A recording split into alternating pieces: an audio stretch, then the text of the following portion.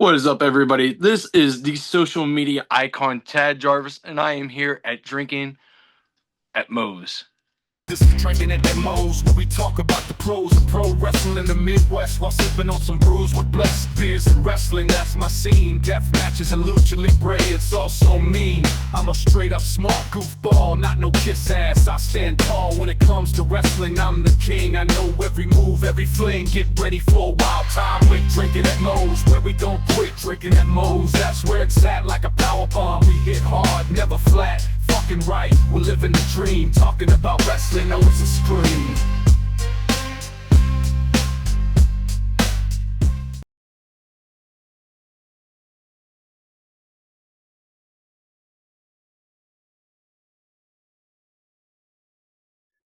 You know, I've always said here at Drinkinatmos, just because it says drinking at Moe's does not mean it has to be alcoholic. So I'm happy to say Drinking at Moe's is sponsored by Prince Nana Coffee. The exact same guy you see every week on Dynamite, on Collision. Yes, he has his own coffee, and it's freaking delicious. They don't even roast those beans until you've placed your order. And you might be telling me, hey, Big Mo, I'm more of a tea guy. They got you covered there too. Use the referral link in the description of this video. And let's get you dancing like Prince Nana with Prince Nana Coffee. All right, everybody, welcome Drinking Mo's Big Mo here. You know the drill. YouTube, like, subscribe, share, comment, all that good stuff everybody says, because YouTube's algorithm is that pain in the ass. We are most places you can find the audio podcast too. Don't forget to review there as well. Today, I'm excited to have with me the social media icon, Ted Jarvis. How you doing? I'm good. I'm good. Thank you for having me. Very welcome. Pleasure. Now, before, like I mentioned before we started recording, sometimes I get on tangents on this show, but so before I get into too big of a one, that's what she said. The thing I like to start off with everybody with when they first come on the show, what got you started as a fan, and then what got you deciding to make the leap into the business? So those are very great questions. I loved professional wrestling as a kid. It was, I'm pretty sure this is a common answer between wrestlers is, on my entire family, we watched it. We would go over to my grandfather's and we'd sit there. That's when they had those fancy little black boxes when you had to get pay-per-views.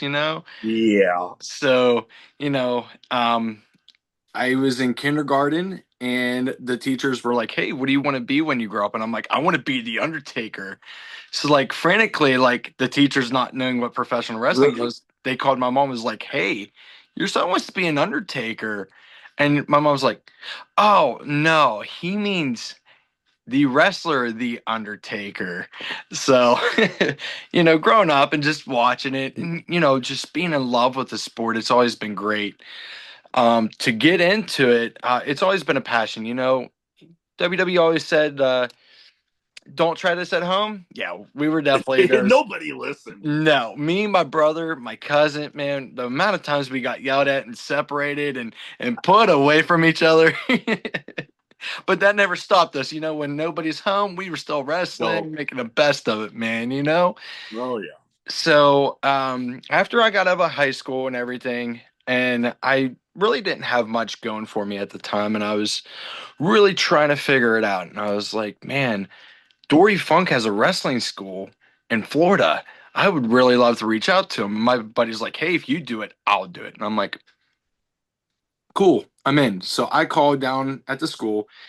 And the lady's like, "Hey, you have a really good voice. We would use it as a mic piece. You would be really good. Come on down, see what we have to offer. Understand you have to get your own homing. This is what everything has to entail." So I told him that, and a couple weeks go by. I'm like, "Hey, dude, are you guys gonna fulfill this or not? That way, I know what I got to do." And he's like, "No, dude, I can't move down to Florida and just give up everything. That would be impossible." And I'm like, "Okay." So I put that on the back burner for a while. I joined the service, and I was halfway through my term of my 6 years. And one of my good friends, because I was still watching the independent scene while I was doing it, And I my uncle's wife, which are they're no longer together, she was like, "Hey, there's a wrestling school literally like 2 minutes down the road from your grandfather's. You should go check it out." So I looked it up online, checked it out. At this time, my grandmother had been deceased for a few years now, I would say.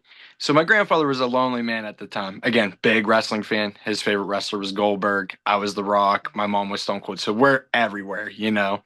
Yeah, the whole gambit, all of it. That's it, man. And I got a hold of my grandfather and said, "Hey, there's a wrestling school literally like a couple minutes down the road.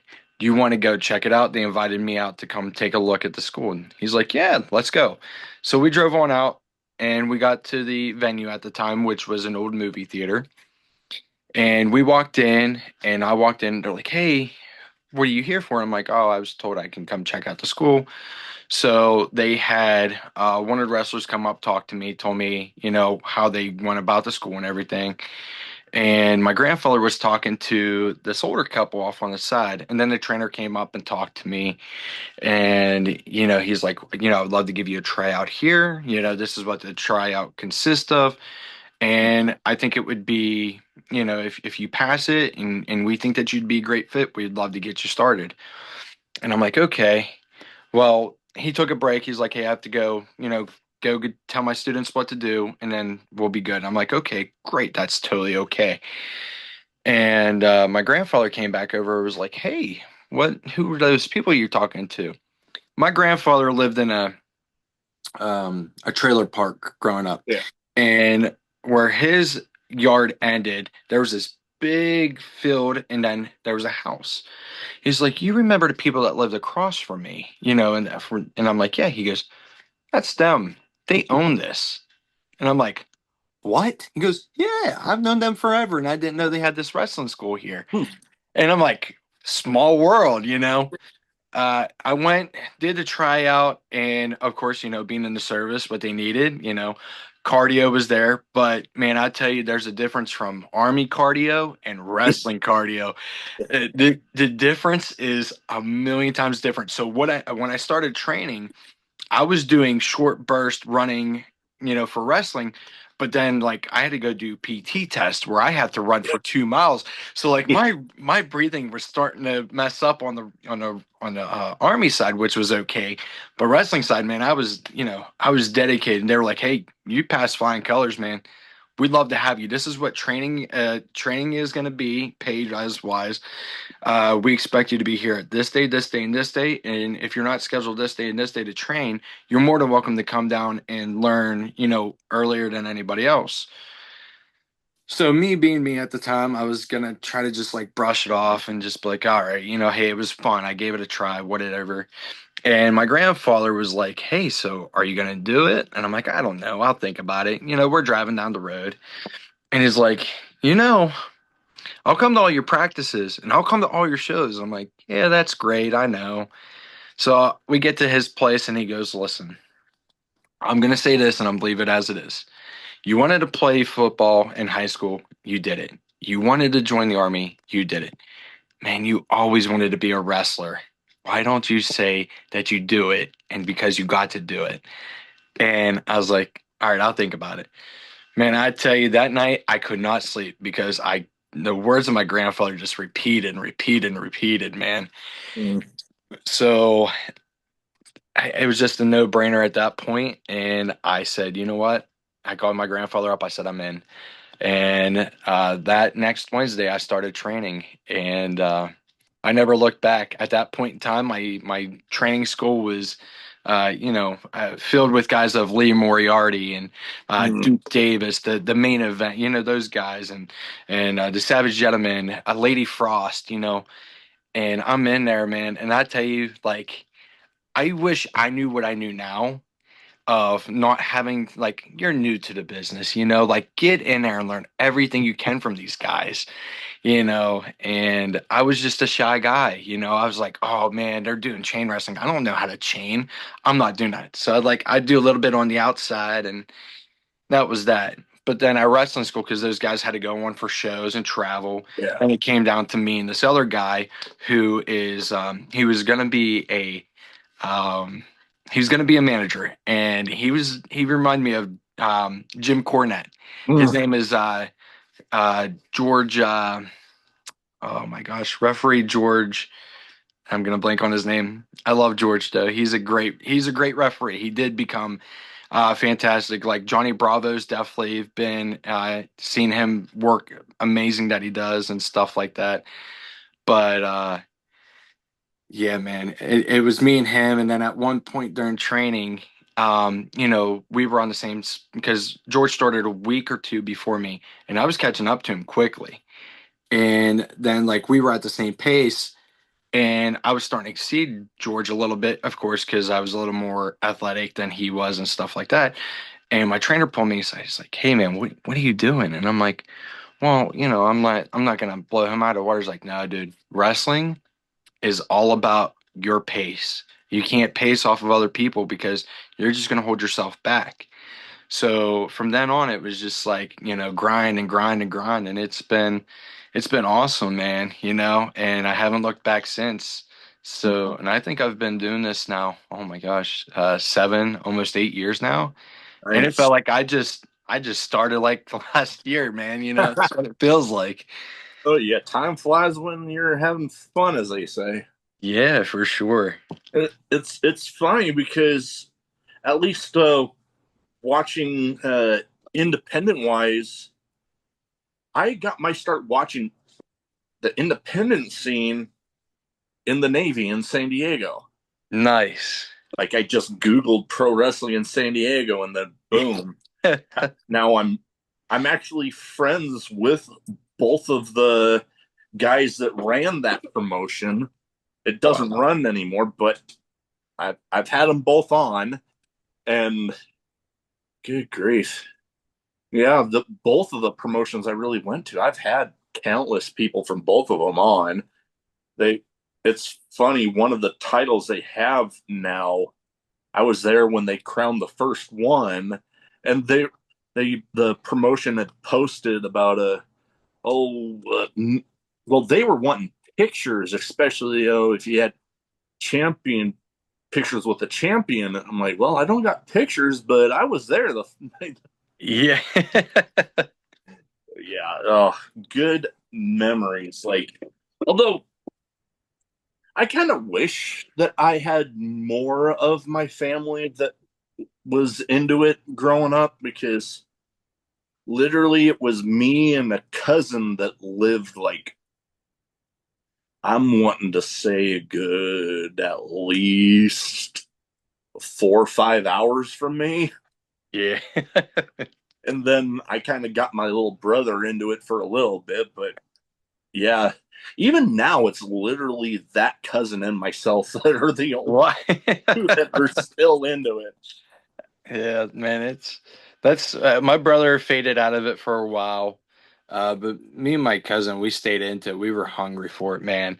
And then my brother just got back into it, and he's like, "Wow, it's good again." And I'm like, "Brother, it's been good for a while." You know, like he's met a few. My that cousin of mine has met a few people. I've been lucky enough to meet a handful of my favorites, even before the podcast. Like I met Adam Copeland, aka Edge. Edge, yeah, yeah, I got I actually got him to sign the DVD cover of one of the Elimination Chamber events where he's on the cover and it looks like he's biting the cage.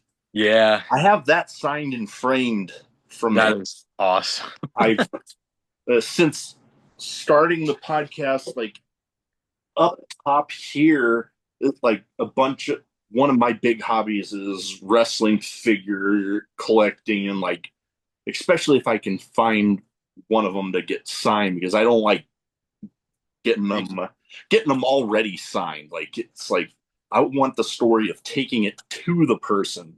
And having that connection for sure. So like one of the first big events that I ever got invited to, actually I got, oh god, at least two of the figures I have up there signed from Lance Archer and Jeff Cobb.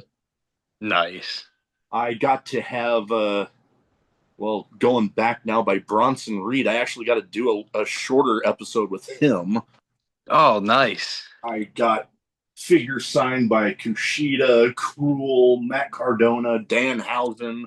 Like, I've lost count. I even got some non wrestling related ones that just so happen to be at the same convention as other people like pro, pro wrestling and Ninja Turtles for me growing up. Yeah. And I got to meet the voice of Michelangelo from the original cartoon and got Funko That, Pop signed by him. that is so awesome, man. Oh, I Michelangelo was always my favorite. So Yeah. getting the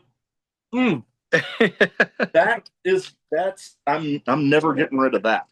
And it's funny that you say like getting to meet the guys too, like it's been really cool throughout my career because some of the guys that I got to meet was like um man, I don't know who the first, like Teddy Long was one of the first guys, That's it. That's and a it's good like, one. wow, this is cool. And then along the time, I got to meet Tommy Dreamer, down in Oh, one of Dublin, my favorites. Georgia. And Dreamer, man, he's a Pittsburgh boy, and I'm not too far from, I am considered Pittsburgh, but he was a hoot to talk to. No Way Jose at the time. Mm. Rich Swan was really cool. And So I got then a figure signed by him too. I love Rich Swan, man. He is a Yeah. genuine dude. Oh, totally. Then you got Ricky Morton, Mm. and then you have Robert Gibson. And Ah, I have to tell you this story about Gibson, man. okay. So we're backstage. I was wrestling for Renegade Wrestling Alliance at the time, and we were doing a 5-man scramble for the opportunity to go after the No Limits Championship. And there's 3 heels, 2 babies. And we went over what we wanted to do, with the heels. And then the 2 babies had to come down to a point where we were like grabbing our foots and like trying to find a way how to make it like we're both on the same level. And Robert's sitting there with his tights, one tight pulled over his other leg, and he's standing there, sitting there in his chair, and he's staring at us while he has his, tights barely pulled up by his waist, and he goes, "What are you guys trying to do?" And we're like, "Well, we're doing this baby spot after we knock all the hills out. We're trying to both look good and like be even, on our same wavelength." And he goes, "Why don't you do this?" And he puts his hands down, and I look down, and he let go of his tights, and his dong's just hanging out, staring at us. And I'm like, hurried up, face back up to his face, and I'm like, "Thank you, Mr. Gibson." And I hurried up and I turned with the other baby, and I go, "Please tell me you got to see it too." And he goes, "I didn't want to see it, but I definitely did." Oh God, yeah, those stories. Those old timer mans. I was like, they didn't wear underwear under their tights. Like, what? I'd be Oh, a little too worried getting something bunched up there, and before you know it, you have a yeah. testicle hanging out or something. Oh God. But the coolest thing I got to do was, thanks to my grandfather, giving me that push. And me and my brother and my cousin, all big wrestling fans, we wanted to repay my grandfather back. Big Goldberg fan. Goldberg came to Steel City Con in Nice. Pittsburgh, in Monroeville. And I was like, we have to get him to meet him. Oh yeah. And sure enough, man, Goldberg came in and everybody did the Goldberg chant. And we waited till all the VIPs went through, and then we all started getting through. And originally they were like, only 2 people, 2 people. My brother and my cousin's like, hey, you got, this is your special moment. But then they're like, hey, like you can have like 2 other people. And my brother's like, nah, I don't want in the picture. And my cousin's like, I'm in. So in the picture, it's my grandfather, then it's Goldberg, and then it's my cousin, then me. I don't know why I got the shift end to stand at the end and not be close to Goldberg. Yeah. But we got to do that. And I did ask him before we got the pictures, like, hey, is there any advice for like young wrestlers in the business still? Like something that you can give me to, put on my chip on my shoulder. And he's like, be unique. if you find something that you like, change it. Just change it where it's Mm. yours. And he goes, that's the best advice I can give you. So then after we got the picture and everything and we shook his hand, he's like, hey kid. I'm like, yes, sir. And he goes, do yourself a favor and don't let anybody ever tell you you can't make it.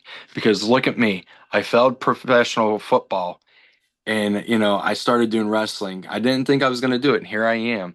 And I'm a Hall of Famer now. And I'm like, thank you very, very much, Bill. I appreciate it. And we walked away, man. That So, that's awesome.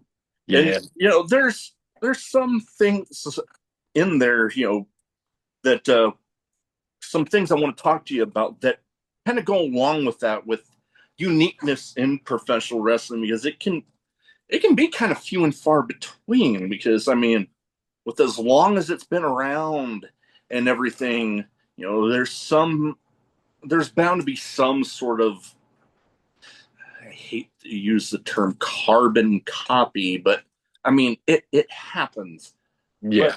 there's nothing wrong with, much like he said, taking something that you like, emulating it, but changing it just enough to where it's like, yeah, people can see the similarities, but they can't be like, oh, you're just, much like, oh, what was the old argument with L.A. Knight being like a carbon copy of The Rock or Yeah. something. Yeah. Him and Stone Cold and The Rock together. Yeah. Yeah. But that's the thing is, for instance, my entrance, I come out with my cell phone, but let me tell you, man, they know that I'm on social media. I'm streaming live on Facebook or TikTok or whatever it is at that point in time, which whenever one I choose that night, I let people know ahead of time. And those man, like for instance, like funny enough, Tyler Breeze, he came Mm-hmm. back to NXT and he's doing the shtick with the selfie stick. And I'm like, oh man, people are gonna think that I'm copying him, And I had a few vets like, hey, no, you don't have a selfie stick. He is doing it on the jumbotron. You are live streaming. There's a difference. And those Yeah. fans, when they go home, they're going on your live stream to see if they made it to your live stream. And I'm Yeah. like, oh, I didn't realize that. A little So difference there. exactly. And then, like for instance, also, well, oh, excuse me, another little thing that I like to do for my grandfather, again, he loves Goldberg. So one of my finishers is a spear. And, Ah, I do it a little bit different. And, and again, I twisted it. I made it mine, yeah. and again, there are going to be, for instances, like, there's going to be things that look a little similar to other guys. For instance, the RKO and the Diamond Cutter were almost practically the same thing, Yeah. but each guy made it their own, Mhm. So unfortunately it does, but as long as you are creative with the way that you do things and you continually do it that way and you make it yours, there's nothing that somebody can say, "Hey, you stole that." Cuz again, Absolutely. like you said, wrestling's been around for so long, eventually something's going to be reused, but it's going to be unique in their own way for that move set or that person, so For sure. And the one thing that definitely kind of changed the game, as god damn, I sound crazy thinking it changed the game like I'm some fucking old timer. But something that definitely did was, social media coming in, and you talking about live streaming on different platforms. It's like, when I was growing up, is, God, when I went to my first ever pro wrestling show, it was, social media wasn't really the hell, the fucking internet wasn't really a thing at the time. yeah. So then that comes in, and man, it completely changes the landscape and just flips it on its damn head. Because Yeah. now, there was already, different areas where you can watch wrestling, but it's like the reach that some places would have, especially now with, Facebook pages and the different streaming platforms and stuff. It's like promotions in Pennsylvania or Oregon or Florida, Texas, wherever, can have people from hell. I'm in Omaha, Nebraska. I Mhm. could be watching from there where I'm not live, but hell, I'm still watching the damn product. Exactly. Yeah. It's just it's crazy because like I remember just looking stuff up on Facebook when I was in the Navy down in San Diego, how I got introduced to wrestling down there, and now you have people much like yourself that are like taking full advantage of stuff like that because much like you know back in the day when I would get lucky enough to go to a like a raw taping or something, Hmm. and I'd be like, oh man, I have to record that so I can go back and see if I made it on the TV. You're having that with your live streams that people like, oh man, he was like, I gotta see if I made it on there and be like, ah, Yeah, man. And the funny thing, cool, and what I enjoy about that moment with them is like it creates moments for them like, oh my gosh, that was so cool. He stopped and took time with me on his entrance. yeah, And I always want that for every fan that comes. And I have a very soft spot in my heart for individuals with intellectual disabilities. Man, I oh tell you, um they are very strong and solid to my heart, and I love them all. And if I can make a difference in anybody's life, adults, kids, anything, and they just get that enjoyment, man, that I'm starting to, I start to realize later in my career that the enjoyment they get out of it is the enjoyment I got watching it as well, man. yeah, And I just want to give it back oh because yeah, at the end of the day, man, you're either going to make fans or you're going to make enemies. And if you didn't do your job right.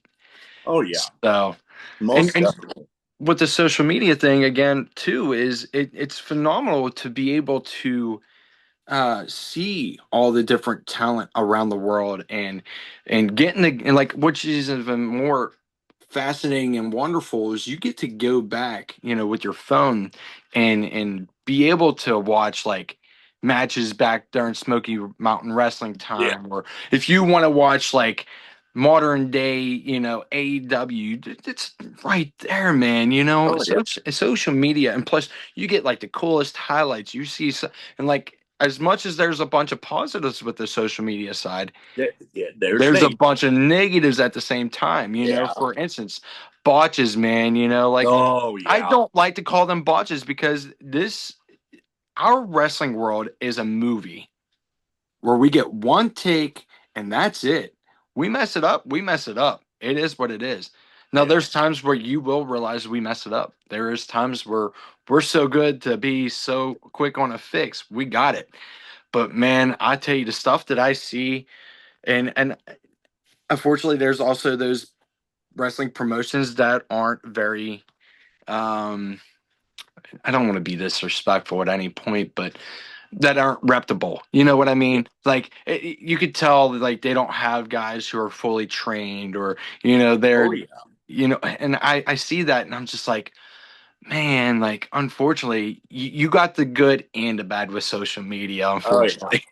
oh yeah. No, I've been at a few of the not so great shows. Like, Hmm. oh god, one of the sloppiest 619s I've ever seen. That during a friggin' battle royal, I'm like, I even think I got a little TikTok of it. I'm like, oh god. And then another, oh, I literally yelled at the ref one time that I could do his job better than he could because okay, um, last man standing matches. Hmm. The like at least most people that have watched enough wrestling know that the rule that like the person's knocked down, the count starts, but if they're getting attacked again, count resets. Yep, it resets this ref kept counting. And I'm like, I just, after about the third time, I just yelled out, "I could do your job better than you." Yeah. Oh, yeah, Again, there's that, not fully trained, don't know the rules, and it's just it happens. yeah, it But definitely then, does. but then you have the really great stuff out there that I Oh, like to concentrate more on. Like, oh, one promotion that I've been a huge fan of, and a lot of those signed figures that I have mhm. up there were from people I've met at this promotion. Sammy Callahan's promotion, Revolver. Yeah. I've been to countless shows. Their Iowa stops are literally maybe 2.5 hours from me. Hmm. I go as much as I can, and man, some of the best. Oh, there is just something. There's something about being at a pro wrestling show live, regardless. Hmm. But when you get into one of those shows where you can just sense that there's just something special there, Yes. oh, it's just something else. And it just makes wrestling even so much better with that feeling, man. I've been in locker rooms, like I have to be honest, there's locker rooms where I'm like, this is gonna be an amazing night. And then there's like the one night I was like, oh boy. Oh boy, this is we gotta Fun. do our work. Yeah, exactly. Oh man, like a memory I have in particular, and this wasn't even during the show itself, Hmm. but a memory I have of Rich Swan. I had a figure because all three of these guys were there that night. Rich Swan, Keith Lee, and Swerve. Oh man. I had one for all three of them, and they have like meet and greet like before the shows. None of those three were out at the tables during that. But there's always that, during the show Yeah. or at intermission, Interesting. Yeah. whatever. Yep. Well, it got to at the end of the show, I'm like a little dejected. I was like, son of a nobody. I literally turn around and maybe 2 feet behind me, there's Rich Swan. Wow. And then still a little bummed out because, no Swerve or Keith Lee. Well, I'm walking to my car and I kid you not, I see somebody filming a promo in the parking lot. So I'm like, I don't know, let's see when I get closer. I get closer, I'm like, holy shit, that's Swerve. So like I just back up a little bit. I'm like, I'll let him finish. Hmm. And then he told me, oh yeah, Keith Lee's still in there. So then I ended up getting all three of them. Nice. Nice. Uh, Great stuff. And then seeing like Macklin, Yeah. another favorite of mine. Love that guy. Fellow veteran. Um, there was a match where it was like one of those hardcore anything goes sorts of things. I'm on the other side of the venue, and all of a sudden I hear it literally was so loud it sounded like a gunshot. I was like, what? And then we see video clips like the next day, and it's literally him swinging like half a door and just wham. Oh my gosh. And we're like, oh, so that's what that was. Yeah, Oh. great stuff. But going into, we talked about the advice from Goldberg and about being unique and how uniqueness is kind of few and far between in wrestling, but it's still out there. Hmm. One thing for a promotion that I've seen heavily pushed on your Facebook for Rise Pro Wrestling. There Yeah. was an event. I don't believe it was like completely like matches there and stuff, but there was a guest bartender event that I'm like, dude, that sounds like that would be fun. Yeah. Like, not so much like, yeah, you're going there to watch matches, but like the people that you would be going to see at the shows are Yeah. literally the ones serving the drinks. I'm like, dude, that would be fun. Yeah, it I was that was a really cool experience. We for Rise, we got a really good opportunity with this bar to promote our show a week before and be guest bartenders. And being able to tell the stories and be able to meet new people to be like, hey, like, like unfortunately, my former tag partner and bitter enemy now, Jace Mara, happened to put his nose into his, my business and came out to the bar, and he I was saw that. Yeah. taking full advantage of it, man. And now you get to tell that story in front of all those people.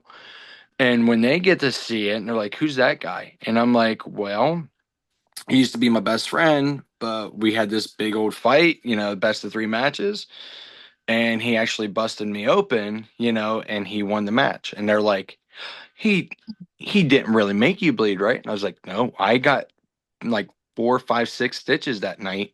I went to the hospital and got stitches because of it." And they're like, "No way." And I pulled up my phone and they're like, "Oh, so you guys really hate each other?" I said, "If he walks out that door with nobody behind him, I'm jumping him." And they're like, "Ooh, ooh." That So, and being able to bartend and do that, and it was a really cool experience. And I hope that we get to do it again because, man, I tell you, it's there's nothing like it, you know? that's a very interesting concept, and there was another thing there that night. The whole karaoke thing. I saw a video, and I'll admit I have done it once, but I don't remember much because I was completely freaking hammered. Like it was the a show that the after party for a show that I actually got to be special guest ring announcer for a friend's match. Nice. And well, there were a couple of people that relatively well known that were at the show. One Warhorse, Oh yeah. and then she went by a different name at the time, but Ruby Soho. Yeah, yeah, Ruby, yeah. And I was just like, after piecing together the parts that I do remember of the night, I'm like, oh my god, I made an ass out of myself in front of Ruby Soho.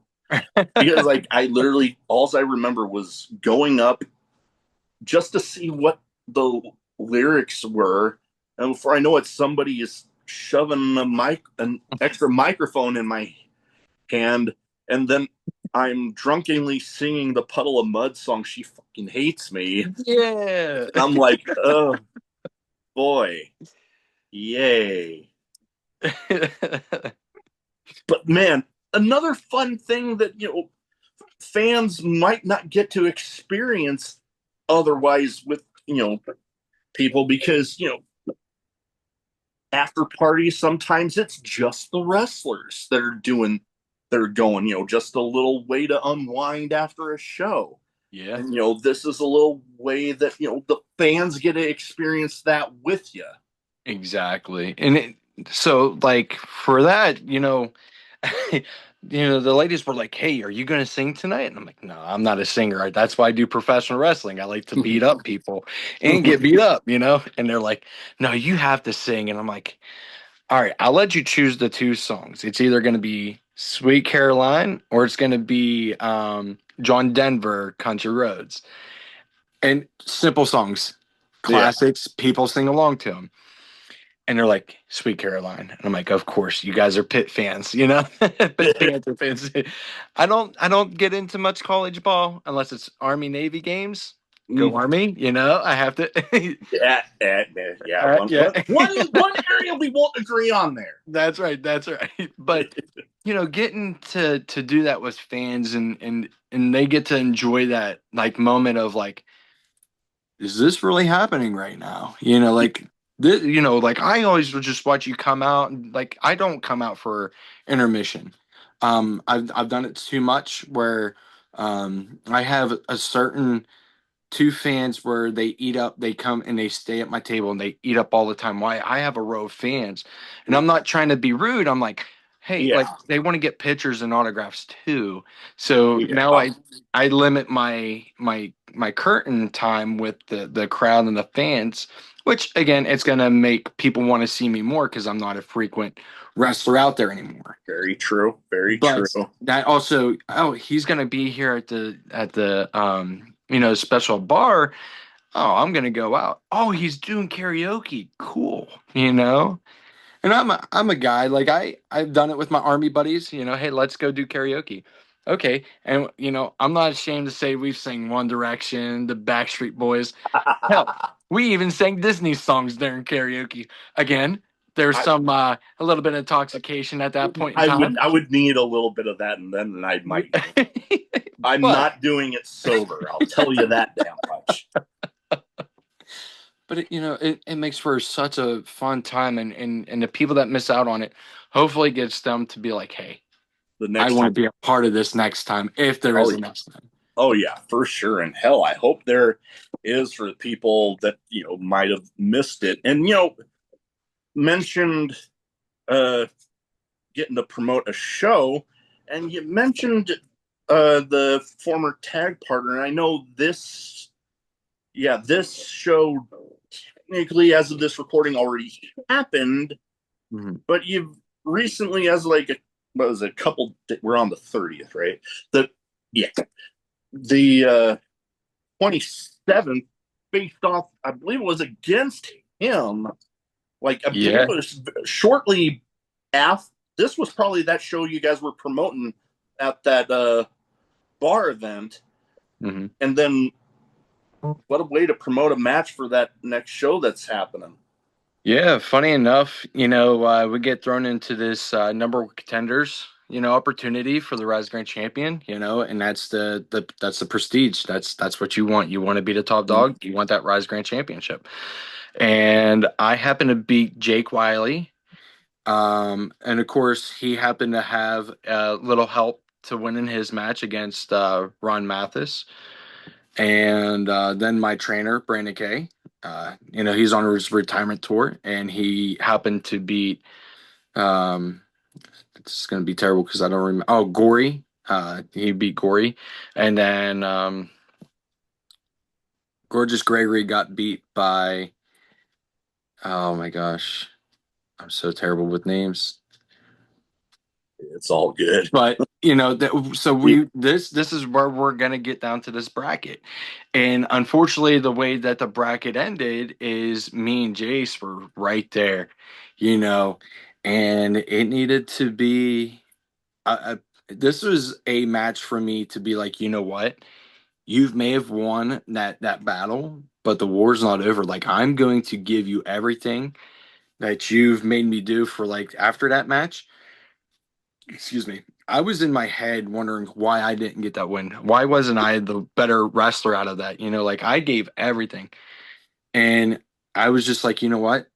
And if you watch the promo at the end where he grabs a hold of me after the show's over, yeah, I mean after we get done with the bartending event, he grabs my shirt. He's like, I want another one. I want another beer. And I'm like, I'm done for the night. I'm done. He's like, done like you were for this match, that match, and what you're gonna be for like Saturday. And I was like, okay, you ain't gonna get the win. It's gonna be me. And he pushes me. He Mm. thought he got the best of me. And luckily enough, somebody had their water we were getting get ready to throw out, and I happened to see it, and I threw it in his face just to spark that anger in him to see if he would do it. And he wanted to jump over the bar, but Cowpoke Paul and another veteran, from the business happened to hold him back, so it wouldn't start there that night. But yeah, when we got to lock horns again in the ring, so that was an event for sure. Unfortunately, did that match work out for me? No, no, it didn't. So here I am on the drawing board again with Jace Mara of uh, what do I got to do? Eventually, if I roads cross again, how am I finally going to get this one up on him? So And that's and being about this business, man, like there's your kryptonite at times, you know. The Rocks was stone cold for the longest time, So, and you have that within this business, and it sucks when you're that person getting defeated by your kryptonite, and you can't get it done no matter how much you do. It just deteriorates you at some point, man. No, I can understand that. I mean, although I was the stone cold guy. Like, Yeah, yeah, I already drank the damn can, but yeah. You got to drinking keep the stone can, cold. man. I Yeah, gotta keep at least one of the damn cans. that's right. But oh god, the one wrestler that if I ever actually got to meet would actually get me starstruck. Like I don't know if I'd be able to get a damn word out. I'm just saying. And I've met a handful of my favorites, anyways. But yeah, no, that it's one of those things. Everybody has it. Austin Rock. I know. Oh God, we talked about Dreamer Raven. Yeah, That's a big one I always remember because huge. for the longest time, Dreamer couldn't get that one-on-one win against Raven, and then Raven's last night before he leaves for WCW, boom, there we go. Yep. Man, it, that is the great part about storytelling. Sometimes you get those stories that just clicks. Yeah, man, and it's fun with those storylines, and it's a blast because you get to tell those stories, and knowing that this one's not finished at any point, it, you know it it's just unlimited to knowing where it's gonna go from here. So For sure. Now, I've got two categories I like to round stuff off with. First one's a bit of a name game where I name off some people. You give me some quick thoughts on them. And I try to theme it towards the guest as much as possible. And being the social media icon, each of these people have either used social media themselves to help, or social media just went ahead and did it. Like those social media movements that just pushed somebody. yes. Each of these people has involved in that one way or the other. Mhm. The first one, a guy that I've been lucky enough to meet, and yeah, he's done that social media push where he's used it just masterclass. Matt Cardona. Oh my gosh, Matt Cardona. Eh, I think he's so smart, man, and he's very talented. I feel like he's one of the guys that were very overlooked No, at yeah, his time in the WWE, and now that he got to revamp who he is, and now everybody sees what he can actually do, and not just be that Zack Ryder character at the woo point in woo. time. Yeah, and I kid you not, I still have it somewhere here. I have the headband with the hair, you know, and he's not that guy anymore. He is a serious guy, but when he needs to, he can transform whichever way he needs to be. Oh So yeah, he's one of the best currently, and he's the quote unquote indie god right now. yeah, yeah. And I I liken a lot of like who I consider like the greats can either make you absolutely hate them, Mm-hmm. but they can make you like them just as easily. And while they might do one a little better than the other, they can still do them just as easy. Matt Cardona, he can get people to absolutely hate him, Yes. but he can make people cheer him just as loudly. I wholeheartedly agree. That pop that he got from GCW, coming, man, So, let me tell you. or heck, even recently with Oh, the whole TNA run in, yeah. when And then they being on noticed and when they noticed it was him, it was like mind blown yeah, out of everybody. I'm telling you, man. Oh Oh, yeah. Now, next one, had a little bit more of the social media push that you know, kind of like Matt Cardona, but it was more like social media got behind him. Hmm. Killer Cross, aka Oh, Carrion Cross. I'm so glad that you brought this up because, funny enough, I was definitely one of the guys that were on X and stuff, and definitely like giving flowers to Cross. I'm gonna be honest, when I first seen Cross, I wasn't watching him in NXT, and I wasn't fully aware of what he could do. This is when he shaved his head, and Vince brought him up to Uh, WWE. oh God, that part everybody tries to forget. Yes. And I was just like, this guy is not it. Like, I can't get behind this guy. When he revamped himself and he came back, and I was like, oh, I was wholeheartedly wrong on this guy. And Triple H made him who he was, the character that he wanted to be. And I'm just like, this man is it. And funny enough, we follow each other on X, and I'm getting to see him when he's coming to Steel City Con here in December. Nice. So getting to meet him, it's going to be awesome. But that man is, oh my gosh, the way he presents himself and the way he takes it, and he oh my Mm. gosh, there's many few people that once you get that push, they're just like, oh, what do I do now? I'm just gonna keep letting you guys know. He takes it and he's running with it, brother. Oh He's yeah. straight to the ground. Oh, So for sure. I was a little bummed out when it got announced that he had gotten re-signed by them before everything happened recently, mhm. because I was at a Revolver show and he had been announced for the next Iowa stop. I was like, oh, Oh sweet.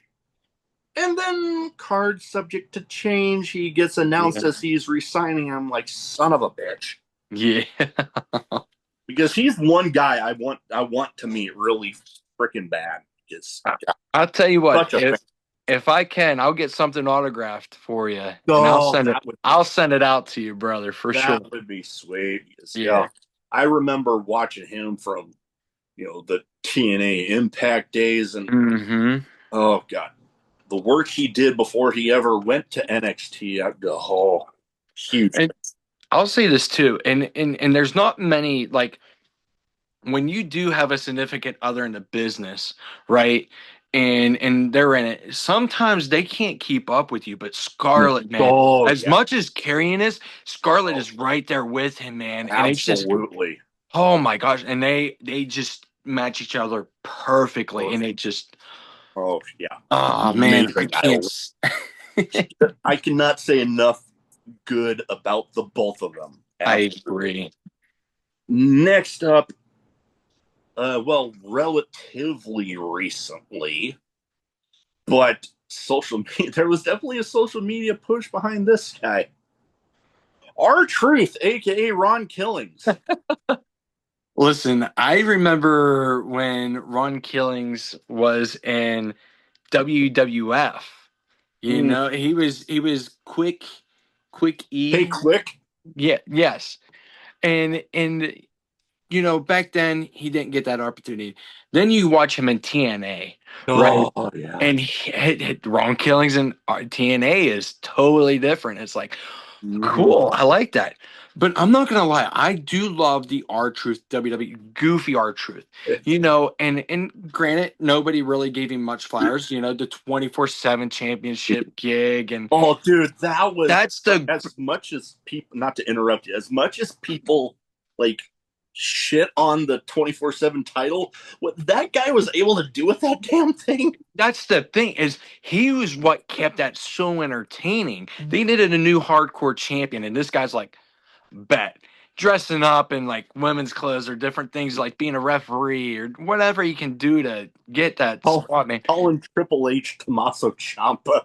Oh my gosh. Yeah, the whole DX, and I'm like, oh my gosh. And even when he did turn heel there for a while, when he was done and he smoked a cigarette, I remember clear as day, he turned on John Morrison, and he lit up a cigarette right in the venue, and he's smoking it, and he flipped, and then that's when him and Miz, and then that's when Oh yeah. Rock and Cena had to team up, and they did their thing, and I'm like, this guy has got both parts down pretty well. Like if he needs to be a serious guy, he can. But then you go out and you be yourself again, and you go out there and you make Brock Lesnar break character in front of Yeah. everybody. Brother, let me tell you, I love our truth. I think for the person he is, like I'm John Cena's biggest fan, brother. You're older than John Cena, like that's my big brother. And I'm just like, Ron Cena. yeah, Ron Cena, man. The guy that can do it all, and like it showed, like when he cut his hair and stuff, like they wanted him to go on that series run there when he came back, and they're like, hey. John, I feel like something got messed up in that story where Cena had to turn back to baby. Eventually, I think Rock was supposed to come back and do it, maybe, and then he Something, had that yeah. big movie and stuff. And as much as I love The Rock, I do. I could show you my corner over here, and it's nothing but Rock stuff. But this man, I love the man. And Rock, if you ever hear this, I'm sorry, but he can't keep a storyline going because he's got his own busy schedule and he got his own busy life. So I think something turned, and they're like, "Hey, Truth. They were behind you. We want you to go back to who you were because this is what they like. You can still be Ron Killings, but bring back that R-Truth part two." Oh yeah. So Oh yeah. I think that's why they put him back out with Brock Lesnar after Lesnar came back, and just to see if he could do that little quirk again. Oh God, yeah. Oh, they But they they often say funny don't make money. Well, he's proven that completely oh, wrong. exactly. And here's the thing too, is behind that is nobody really knows if he was fully released. So they don't know if it was shoot or if it's gimmick. And I love that about professional wrestling because as a professional wrestler watching wrestling, I kid you not, there's times where I can sit here and I'll be like, this is gonna happen and that's gonna happen and this is Same, and it guilty. happens clear as day. But when you have stuff like that where you make me have disbelief, is that part is like CM Punk coming back and Seth Rollins freaking out. Was that shoot or was that gimmick? You need that disbelief in this, Mhm. even if it's shoot or if it's not. And, Oh and yeah. for instance, if it was gimmick, WWE had us in the palm of their hand. If Oh yeah. not, man, they heard the voices of the people and Oh. they were like, wow, we kind of okay. Another perfect example of the people getting behind somebody. Hmm. The Yes movement. Now Brian Danielson, but Daniel Bryan back then. Yeah. So I wasn't a big fan as a fan of wrestling. I wasn't behind Daniel Bryan. I do think he is one of the better technician wrestlers, and I'm not going to take away of anything that he can do because my goodness, he is the way he can just I don't even know how to put like the way he could put moves on and transition and just be able to do what he did. I'm just like holy crap, Yeah. and he's good. And I think that's when social media was like, hey, I think we can bully WWE to the point, because at one point Triple H is like, go ahead, cry on social media. We ain't changing. And when that started happening, and then it was just like bigger and bigger, and everybody's starting to buy your T-shirt, and everybody's just chanting yes the entire time, man. That is, I think that revolutionized social media for people to be like, I'm gonna bully them into Kofi Kingston finally winning. Kofi Another Kingston, example. Kofi Kingston needs to be WWE champ, and it's like Kofi is the biggest underdog to win a WWE. Well, one of them. One of them. Not saying that Cody Rhodes isn't, but you kind of seen Cody Rhodes going to win if they would actually do it. It was eventually bound to happen. Yeah. But anybody being like, hey, if you would have told me back in the 2000s, early 2000s, that Kofi Kingston would eventually be a WWE champion, I'd be like, no way. Because that's how WWE was at the time. True. But and just the way that now granted, WWE will play with which is going to get what now. Like you're not going to always get what you want, and that's great. That's how it should be, Oh yeah. because you're not going to dictate me how my show's going to go. Yeah. But No. in those instances, those are really cool moments for those wrestlers. And to like, I'm gonna be honest, like there's times where opportunities I didn't think I'd ever get, you know. And when you get that crowd, man, I wish I could give the people the feeling that I get when you have just people chanting and screaming your name, like two, three, 400 people just Yeah. chanting, screaming. I get goosebumps thinking about it. Oh, It's just that feeling, man. I can't imagine thousands and thousands of people just screaming and cheering for you. oh yeah. That's So, got to be something else for sure. oh. Now, my other category, some random questions, some wrestling related, some not, some not anything to do with anything we've really talked about so far. That's why it's all random. Hey, it's the fun So, part about it. oh yeah. So I give you the question, first answer that pops into your head. Okay. First question, craziest in match moment for you. Oh, I would honestly say taking tax. That would qualify. Taking tax, man. That's like winning a championship is a different thing, but like when you finally do these moments where you really wanted to do it and now you're like actually doing it and it's like oh, like that was probably the most like, oh, Yeah, I don't think I'd like to do this again. yeah. I've witnessed my fair share of moments involving tax and other hardcore weaponry. Like, oh god, my first ever death match that I got to watch Oh, in person literally ended by four folding chairs bridging two panes of glass on them, and then somebody came in with a thing of lighter fluid and lit the glass on fire. I've that moment with Macklin where he was swinging the door and the yeah. impact was so loud it sounded like a gunshot. I've seen people in ladder matches where like you can ladder bridge between a guardrail and a ring apron, and you see them looking and you're like, oh shit. Yeah. They jump ladder folds, Yeah. or my favorite one that I was actually at the show live for that infamous John Moxley Adam Copeland street fight Oh my with gosh. that nailboard spot. Yes. I was Oh. third row right by the entrance. That literally happened right in front of me. Oh. And they couldn't get it out of his back. So I got a clip from my vantage point where you can literally see it's like the nails were trying to like hold onto his skin and like Yes. pulling like I'm pulling my shirt. Yeah. Uh No, yeah, thank you. yeah, it was crazy. Now on to the next question. We talked a little bit about karaoke. We talked about the two songs that you gave those people for the choices. hmm Outside of those two songs, what is your go-to karaoke song? Ooh.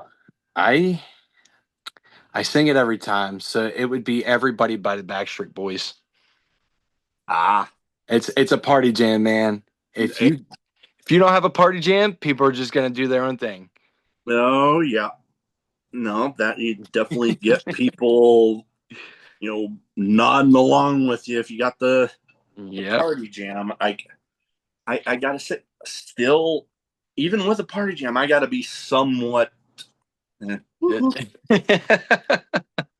Now, being a social media icon, all the social media platforms out there, I know I use quite a few for the show. I will admit there's a couple that are probably neglected a little bit. hmm What would you say is your most neglected one, if any of them? Honestly, it would probably be X. That's one of And mine. and the thing is, like, X is very good at like being able to put yourself out there a bit. Like it's nice to like you have guys like uh, bigger wrestlers, you know, or guys from WWE talent who are like doing, you know, these like little seminars over like, hey, this is what we're looking for and stuff. And I totally miss it because, you know, I don't have my notifications up or, you know, I'm on Facebook or Instagram or TikTok. I'm going live on TikTok to, you know, interact and tell what I need to do. And I'm like, oh man, maybe I got to start like beefing up more on X because like WWE's on it more, you know. But, you know, TikTok is phenomenal, you know, and that's going to explode you even more because now, you know, when people are desk scrolling, you know, at night, oh, Yeah. what is this guy doing, you know? Oh yeah. So, TikTok and X are probably my two most neglected ones. okay. Yeah, see, Got it. I use everything except for probably about X. That's it. I get you there. Yeah. Now, with the name of a show like I have, I feel like I have to ask this one. hmm Favorite drink, alcoholic or otherwise, or hell, both? Well, I will say for alcoholic, I either go with a Yingling or I go, if I want to go a little more appley, I go with a nice Angry Orchard. And if I feel a little fun with it, what we did in the Army when I reclassed to 88 Mike School at Fort Drum, New York, one of my sergeants came over to our hotel and we mixed Angry Orchard and Fireball, and we called Oh it yeah, Angry Balls. I've done that. Yeah. I've done. So but if I'm just drinking regular, you know, not non-alcoholic, it's either a nice cold Coke Zero or a good old H2O. So Ah, okay, uh, I'm a bit of a Dr. Pepper fiend, but I do love. love a good Dr. Pepper, I tell you. But the reason I'm laughing at the H2O, I oh man, I had Water Boy stuck in my head. Yep, that's H2O. Water sucks.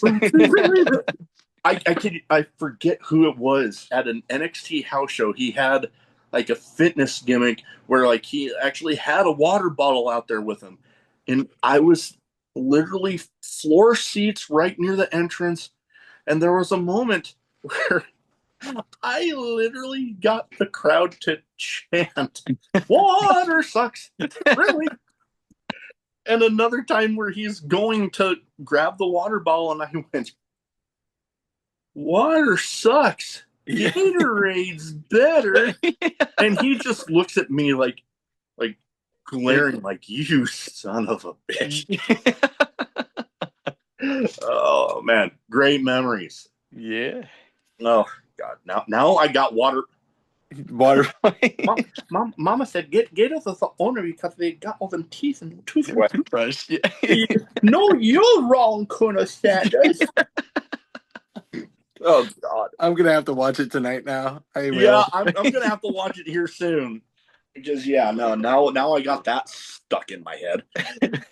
All right. Now, last but not least here, best advice you have for anybody wanting to get into wrestling. Do it. Take a chance and do it. You know, if it wasn't for my grandfather for giving me that push, I wouldn't be able to enjoy all the awesome moments and the um all the great stuff that I got to learn within this time of being in this business. And the brotherhood too. Like they say that wrestling is a dog eat dog world, which it can be. It can be a very dog eat dog world. But let me tell you, when you got a good bunch of guys behind you who support you, man, do it. Take that leap of faith and actually do it. Great advice. Now, before we go, where can people find you social media wise? The social media icon. If they don't have their eyes on you, they can go ahead and get them there. Of course, Facebook at RailTad Jarvis. You can also go on Instagram, RailTad Jarvis, and same with TikTok. X as well, as it's also RailTad underscore Jarvis. Um, but I'm always on, you know, and here's the thing. If you have any questions on wrestling wise to advice, or want to take in that leap of faith, or some wrestling schools that I know are reputable, so be it. But even if you just want to reach out and say, hey, you know, I'm always more than happy to get back to you as timely as I can, but I am a busy man as much as I can. So, Yep, I get you. We'll get all of that in the description. I want to thank you for taking the time to talk to me tonight. Been an absolute pleasure, and you are welcome back anytime. thank you so much. I definitely love to be back. All right. My issue with this fucking no, God damn it! I did the thing with the closed captioning again. Fuck.